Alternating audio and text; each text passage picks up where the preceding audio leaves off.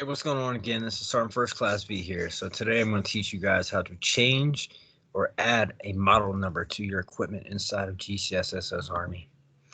All right, so the first thing we're going to do is we're going to go into our display equipment level. All right, you're going to type in your UIC.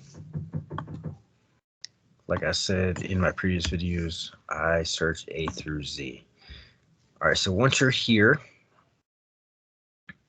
same concept as changing an admin number, right?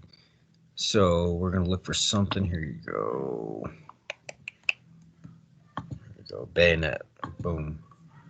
You're going to click on the item number. Remember to go up here to your little pencil and eyeglass to change mode.